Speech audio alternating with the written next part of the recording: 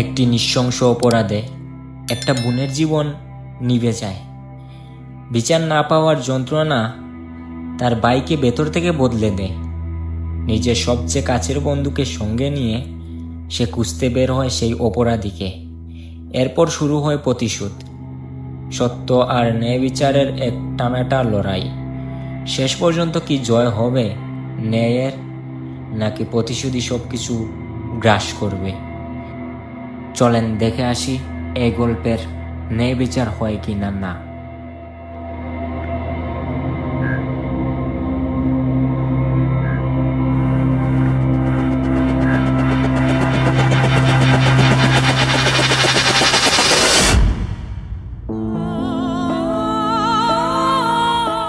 ওরা আমার কলিজার বোনটাকে মেরে ফেলছে। আমি ভাই হয়ে কিছুই করতে পারলাম না। আমার নিষ্পাপ বোনটারে মেরে ফেলছে, ওদের জন্যই সবকিছু হয়েছে। তোর পাশে আছি ভাই, চিন্তা করিস না। প্রতিশোধ আমরা এমনিই নেব। তোর বোন মানে আমারও বোন, চিন্তা করিস না, সব ঠিক হয়ে যাবে।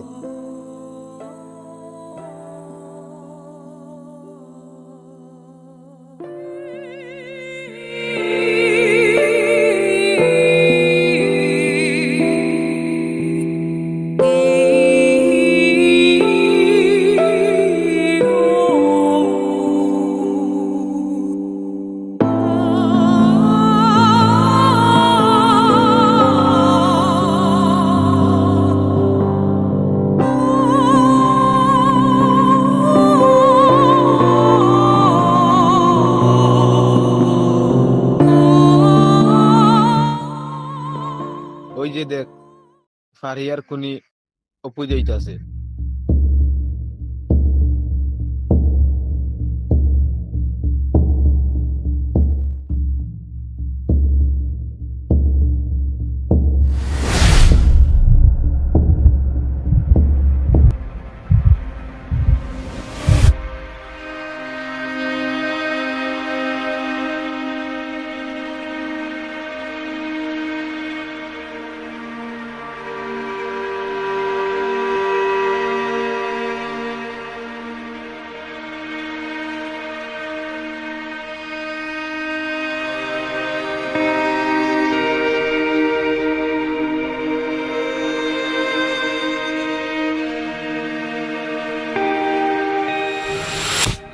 কেন এমন করলি? হ্যাঁ, আমি তোকে জানাই মেরে ফেলবো। আমার বোনের খুনি, যাকে আমি 5 মাস থেকেই খুঁজতেছি, তাকে আমার চোখের সামনে আজকে পেয়ে আমি কিছু করতে পারি নাই, শুধুমাত্র তোর জন্য।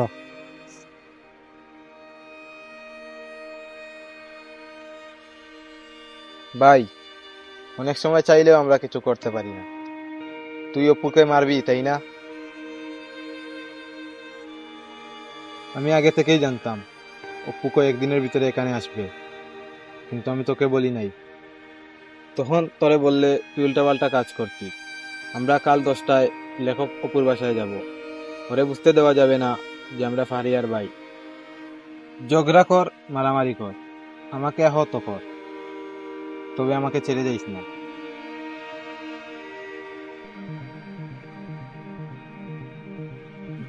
আচ্ছা ভাই, এটা কি লেখক অপুর বাসা? ওনাকে আমরা একটা গল্প দেব, একটু সুযোগ দিলে ওনার সাথে কথা বলতাম। আচ্ছা দাঁড়ান, আমি আসছি।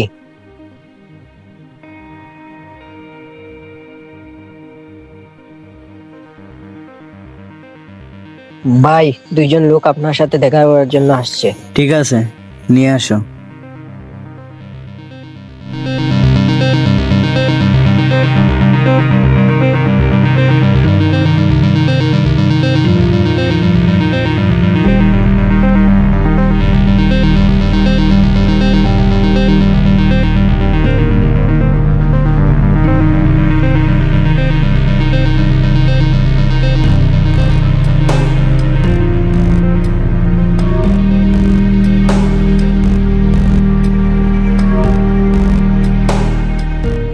স্যার, আমি শুয়েব, আর ও হচ্ছে রাফি।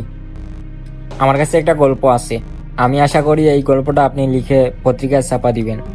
ঠিক আছে, শুরু করো। আজ থেকে ঠিক 5 মাস আগে একটা ছেলে আর একটা মেয়ে। দেখ ভাইয়া, এই মুহূর্তে যদি খাতাটা না দিস তাহলে তোর খবর আছে। যেই না চেহারা, নাম রাখছে পেয়ারা। ফারিয়ার বাচ্চা, খাতাটা দে। তুই স্কুলে যা, গিয়ে নতুন খাতা কিনে আনিস। আমার এই খাতা আমি কলেজে নিয়ে যাব। এই ফারিয়া,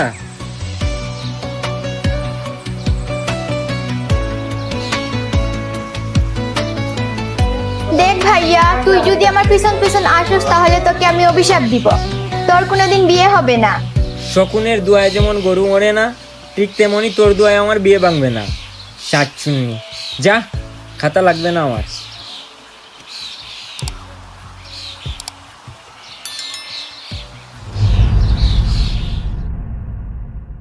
আচ্ছা, এর পরের দিন কি হয়েছিল? এর পরের দিন ফারিয়া শুয়েবকে এসে বলল, ভাইয়া শুন না, কিরে শাকচুন্নি, কি বলবি বল। ভাইয়া মানে হাজারটা ঝগড়ার মাঝেও সবচেয়ে বড় ভরসা। আল্লাহ গো আল্লাহ, কয় কি? কি রে শাকচুন্নি, তুই এত ভালো হলি কেমনে? হ্যাঁ, আমি না লেখক অপুর প্রেমে পড়ে গেছি। আমি ওকে ভালোবাসি। আজকে ওর সাথে দেখা করব। তুই কিছু বলবি?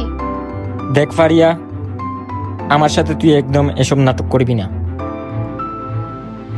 তুই স্কুলে গিয়ে 4টার ভিতরে বাড়িতে চলে আসবি, আর এটাই আমার শেষ কথা।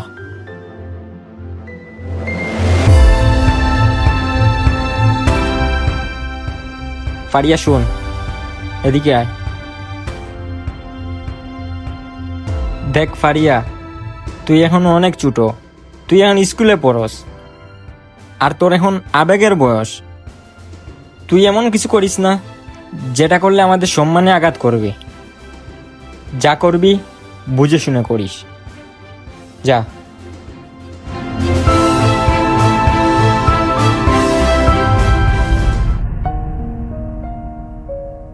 আচ্ছা, তারপর কি হয়েছিল? তারপর বুঝলাম, তুমি আমাকে ভালোবাসো। তাহলে আমার জন্য কি কি করতে পারবা? তুমি যদি এখন বলো তোমার জন্য মরে যেতে, তাহলে আমি সেটাও পারবো। মরতে হবে না, শুধু আমার সাথে একদিন সময় কাটালে হবে। কি বলো এসব? আমি এগুলো পারবো না। প্লিজ আমাকে যেতে দাও, আমি বাসায় যাব। আমার কোনো কিছু ভালো লাগছে না, প্লিজ আমাকে যেতে দাও।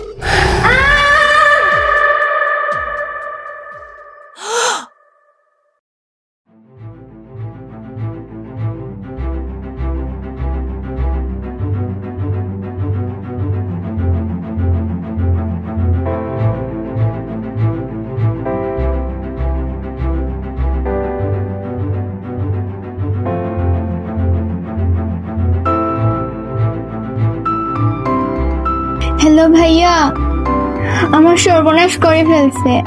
আমি আর এই সমাজে মুখ দেখাতে পারবো না। আমাকে ক্ষমা করে দিও।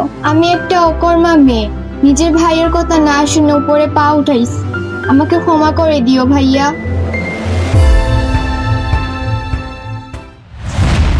আরে, এসব তো আমার সাথে মিলে গেল।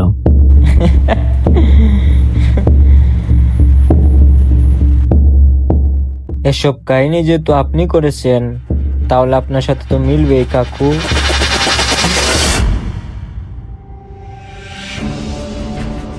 তোর কারণে আমি আমার ফুলের মতো বোনটাকে হারাইছি। তোর জায়গায় এই পৃথিবীতে নাই। তোরে যদি বাঁচায় রাখি তাহলে হাজারো মেয়ের জীবন নষ্ট হবে। তাই আর বাঁচায় রাখতে পারলাম না। উপরে গিয়ে ভালো থাকিস।